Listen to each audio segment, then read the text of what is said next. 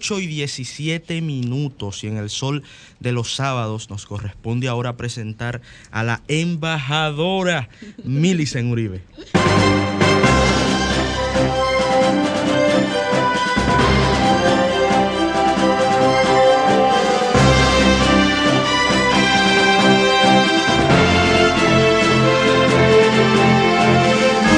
Gracias, Ernesto, por esa presentación. Saludo a mis compañeros y compañeras de equipo y saludo sobre todo a esa gente que está en sintonía con este sol de los sábados, que madruga los sábados para escucharnos. Esa semana me comentaba un chofer del periódico El Día: ¿ustedes creen que ustedes son los únicos que madrugan? Nosotros también madrugamos. Y me llamó la atención porque el sábado es su día libre, entonces el sábado él se levanta temprano para escuchar a este Dream Team. También saludar a mi amigo Manuel Fernández, que siempre está en sintonía y que por WhatsApp me hace siempre saber la reacción a las ideas que estamos planteando aquí, a los debates que se arman. Así que muchas gracias, Manuel Fernández, por siempre estar ahí con este Dream Team. Miren, a propósito del caso César el Abusador, he conectado con algunas ideas que he venido sosteniendo por mucho tiempo, de cómo aquí en República Dominicana existe un prejuicio del crimen. Un prejuicio del crimen que implica que solamente nos alarmemos, nos inmutemos ante casos de delincuencia común. En realidad, eso es una reacción. Hay varios sociólogos estadounidenses, entre ellos hay uno que se llama John Hagan, que tiene un libro que se llama ¿Quiénes son los criminales?, que habla de que en el siglo XX hubo una politización del tema de la criminalidad que conllevó que las personas le tuvieran mucho temor a la delincuencia común, pero poco temor a la delincuencia de cuello blanco. Y a propósito del caso César el Abusador, a mí se me ha ocurrido hacer una correlación de las similitudes entre ese caso, que es un caso de narcotráfico, de crimen organizado, pero a un nivel más frateril, con el caso Odebrecht. El caso Odebrecht, que es uno de esos casos que de vez en cuando se van sacando de la opinión pública, se van sacando del imaginario colectivo, tal vez queriendo jugar a que este pueblo, que fue un pueblo que se levantó de manera contundente a rechazar la corrupción y la impunidad del mismo, pueda caer en la falta de memoria y pueda caer en el olvido. Y quiero equiparar, porque aquí definitivamente se cree que la única criminalidad que existe es la criminalidad de nuestros barrios. La criminalidad de César el Abusador, con sus discotecas justamente en Villa Consuelo, con sus discotecas en el Ensanche de la Fe.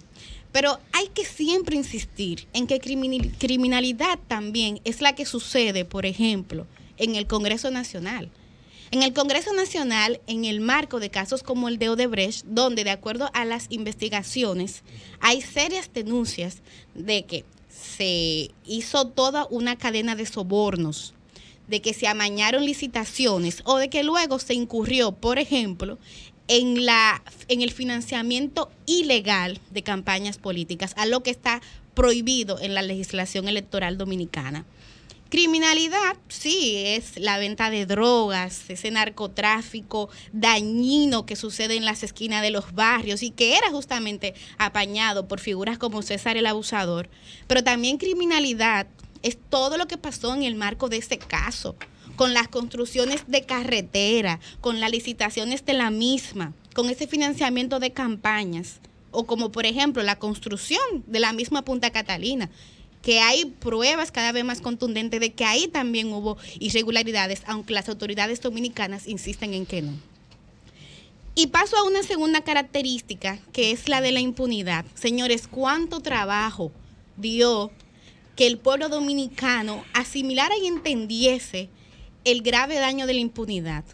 Impunidad, que es una palabra hasta poco amigable para el ciudadano común. Qué difícil era que la gente hiciera clic, hiciera match con este concepto de impunidad. Tristemente, lo logramos en el caso de Brecht porque fue una muestra de cómo aquí había todo un sistema de complicidades en relación a crímenes y delitos que ya he explicado en este mismo comentario.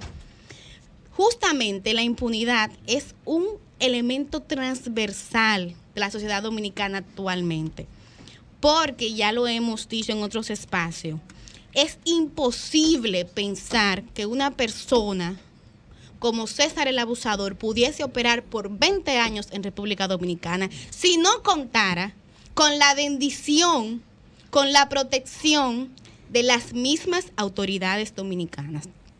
Es imposible uno pensar que una red de narcotráfico, de lavado de activos de esta magnitud, hubiese estado operando en el país por tanto tiempo, 2 décadas, y que el sistema dominicano de justicia, inclusive el sistema tributario, no se hubiese alarmado. Si no hay complicidad, eso no es posible. Y eso justamente es lo que se llama impunidad.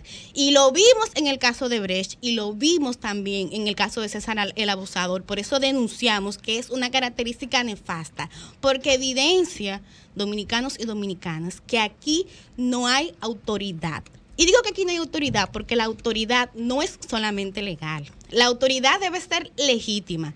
Y la legitimidad de la autoridad se gana en base a moral.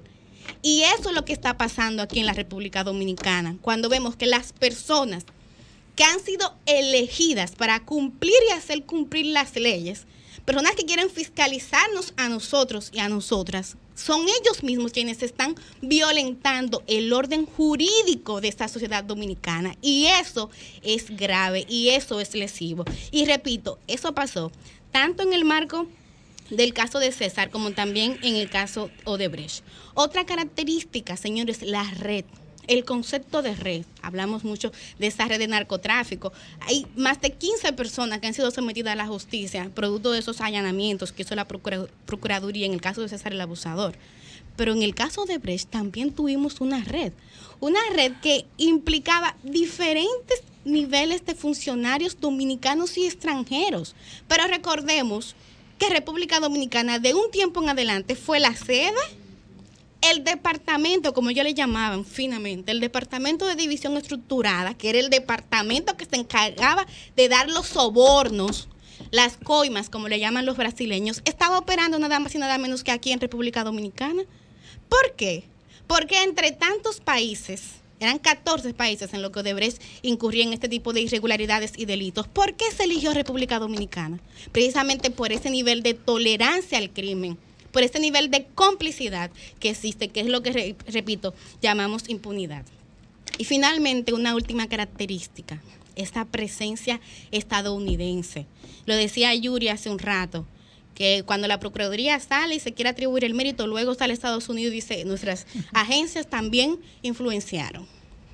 Y eso yo creo que es tal vez uno de los aspectos más dañinos, porque habla muy mal de la credibilidad, o mejor dicho, de la falta de credibilidad que tiene la ciudadanía en las mismas instituciones dominicanas, que tienen que los Estados Unidos bendecirlo para entonces uno creer que sí, que se va a hacer justicia, que las investigaciones son serias.